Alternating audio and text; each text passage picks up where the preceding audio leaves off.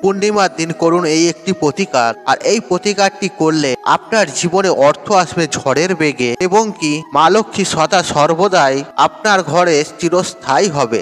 বন্ধুরা, এই পৃথিবীতে যে সবাই চায় অধিক টাকা আয় করতে, আর এমনও মানুষ আছে যে বিনা পরিশ্রমে তাদের টাকা চলে আসুক। যদিও বন্ধুরা এটা অসম্ভব, কারণ কর্ম না করলে ফল পাওয়া যায় না। আপনি যদি টাকা আয় করতে চান তাহলে আপনাকে অবশ্যই কোনো না কোনো কাজ ভালোভাবে করতে হবে এবং কি এর পাশাপাশি এমনও মানুষ আছে যারা দিন রাত অক্লান্ত পরিশ্রম করেও কিন্তু সেই হিসাবে তারা আয় উন্নতি করতে পারে না। তাই বন্ধুরা, আজকের এই টোটকা বা উপায়টি তাদের জন্য, আর যারা অনেক পরিশ্রম করেও সেই অনুযায়ী ফল পান না। তাহলে বন্ধুরা, আসুন জেনে নেই পবিত্র পূর্ণিমা তিথিতে কোন কাজ করলে আপনার আর্থিক উন্নতি হবে এবং প্রচুর পরিমাণে আপনার অর্থ প্রাপ্তি ঘটবে। তবে বন্ধুরা, এই টোটকা বা উপায়টি করার সময় আপনাদের মনে বিশ্বাস রাখতে হবে যে এই টোটকা বা উপায়টি দ্বারা আপনি উপকৃত হবেন। কারণ বন্ধুরা, মনে বিশ্বাস না থাকলে টোটকা বা উপায় করে কোনো কাজ নেই।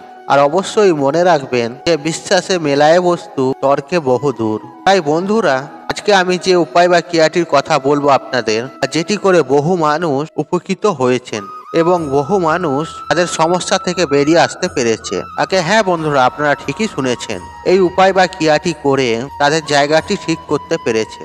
বন্ধুরা, আপনাদের কাছে একটা ছোট্ট অনুরোধ করব যে আপনারা ভিডিওটি স্কিপ না করে শেষ পর্যন্ত মনোযোগ সহকারে দেখুন এবং এই ভিডিওটি দেখে যদি উপকৃত হন তাহলে ভিডিওতে একটি লাইক করে কমেন্টে জয় মা লক্ষ্মী লিখে অবশ্যই কমেন্ট অবশ্যই করবেন এবং ভিডিওটি বন্ধু বান্ধব আত্মীয়জনদের সাথে শেয়ার অবশ্যই করবেন। চলুন বন্ধুরা, মূল আলোচনায় প্রবেশ করা যাক। বন্ধুরা, শাস্ত্রিকভাবে সৎভাবে শুদ্ধ বস্ত্রে এই টোটকা বা উপায়টি আপনাকে করতে হবে। আর এই উপায় বা ক্রিয়াটি আপনি যে কোনো পূর্ণিমা বা বৃহস্পতিবারে করতে পারেন, বা যে কোনো অমাবস্যা বা একাদশী তিথিতেও করতে পারেন। আর এই উপায় বা ক্রিয়াটি যদি আপনি ঠিকঠাক ভাবে করতে পারেন তাহলে সুনিশ্চিত ভাবে 21 দিনের মধ্যে আপনি একটা বিরাট ফল পাবেন।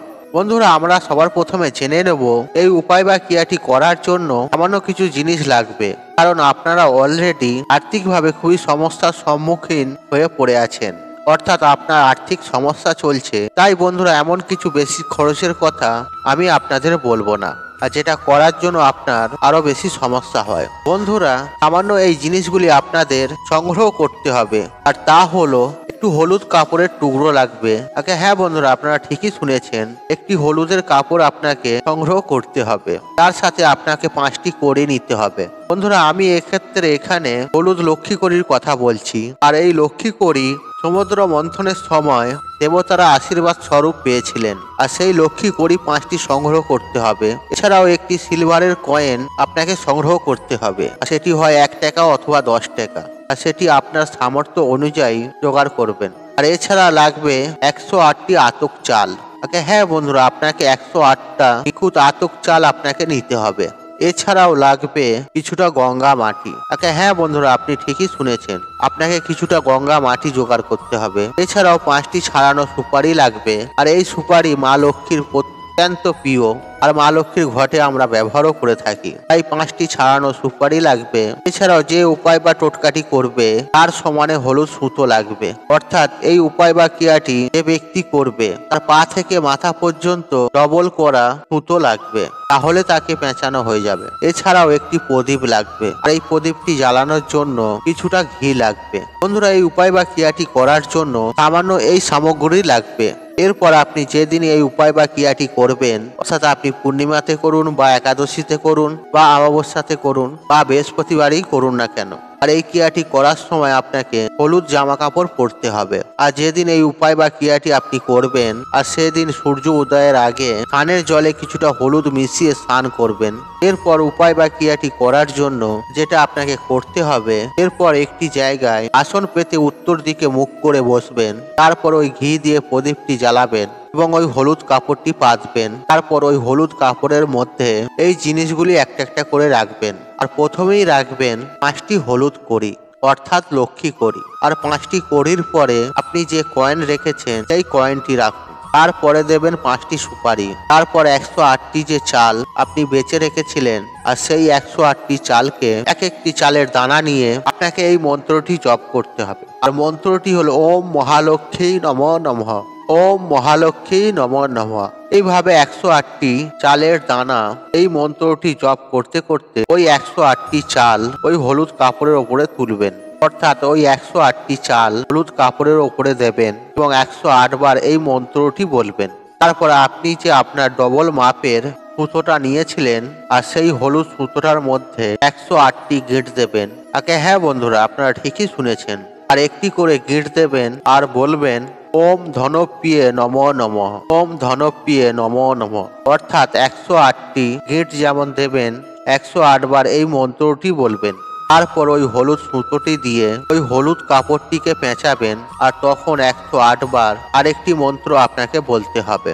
আর তা হলো, আর মন্ত্রটি হলো ওম শ্রীম হ্রিম ক্লিম এম কমলবাসিনী সাহা, ওম শ্রীম হ্রিম ক্লিম এম কমলবাসিনী সাহা। আর এই মন্ত্রটি 108 বার বলবেন। তারপর আপনি হলুদ মিষ্টি দিয়ে মাকে ভোগ দেবেন।